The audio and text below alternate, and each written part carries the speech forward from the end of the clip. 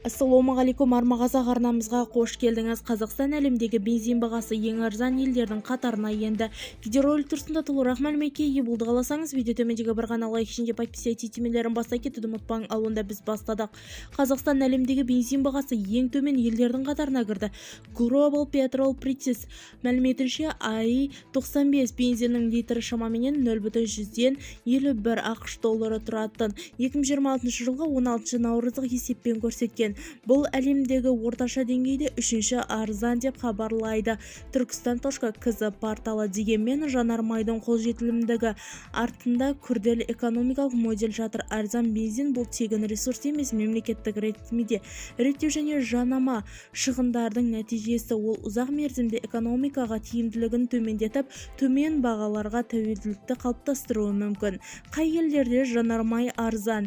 Әлемдегі жанармай бағасының арзан елдердің қатарында Ливия, Иран, Венесуэла, сонымен қоса Кувейт, Алжир, Түркменстан, Мысыр, Қатар және Сауд Арабия және де Бахрейн мен Омарда кіреді. Сонымен қоса кей елдердің бағасы төмен деңгейде ұстап тұру әлеуметтік саясидің бір бөлігі болып саналады.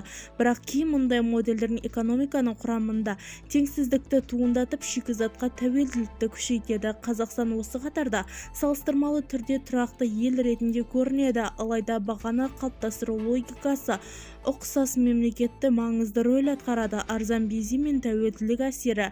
Экономистердің ұзақ уақыт бойы ресурс бағасының төмен болуы тәуліктік тәртіпті қалыптастыруын айтады.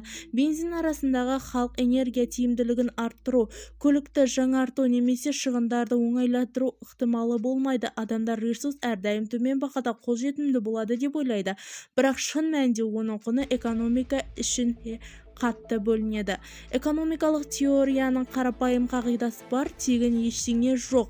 Егер тұтынушы өз аз төлесе, айтылған мемлекет саласы менен болашақ инвестиция жабылады. Бензин бағасының төмен болуы біріншіден бюджетке және мұнайдың өңдеу секторларының қысымына тіркеледі. Шектеуді маржиналық инвестицияға және де модернизация мүмкіндігі азаяды. Екіншіден ішкі жанармай тұтынуы артады. Бұл жолдардың түсетін жүнеме көбейеді. Инфрақұрылым тез тозуына әкеледі. Үшіншіден көршілес елдердің баға айырмашылығы пайда болады. Бұл жанармайдың заңды және заңсыз түрде шетелге кетуіне жол ашады. Бұл фактор бензин бағасының тікелей көрінбейтініменен экономиканың жалпы тиімділігі төмендеп, қосымша шығындар туындауы мүмкін. Дамыған елдерде бензин неге қымбат? Дамыған елдердің жағдайы керісінше. Еуропа, Жапония, Оңтүстік Корея бензин әлдеқандай қымбат, литріне 2-3 доллардан асады. Бұл ресурс тапшылығы емес, саналы саясаттың нәтижесі. Жоғары баға салықтың арқылы қалыптастырып, ол инфрақұрылым, экономика жобасы және қоғамның көлікті дамытуға жұмсалады. Сондықтан дамыған елдерде бензин бағасының қымбат болуы проблема емес, тұрақты даму және реттелу құралы болып саналады.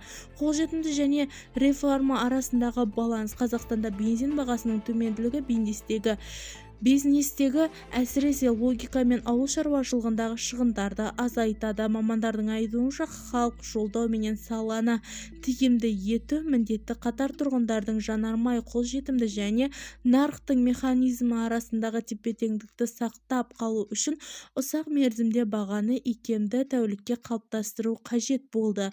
Қорытындылай келе, Қазақстанның қазіргі таңда ең қолжетімді бензин бағасы бар елдер қатарында болуы нақты экономиканың артықшылық береді.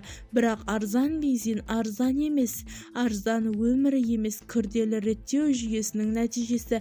Негізгі мақсат бұл артықшылықтарды экономиканы тиімді төмендету факторларының айналдырмай дамытуын негіз етеді. Бізді тамашалауды жалғастырыңыз, сау саламат болыңыз.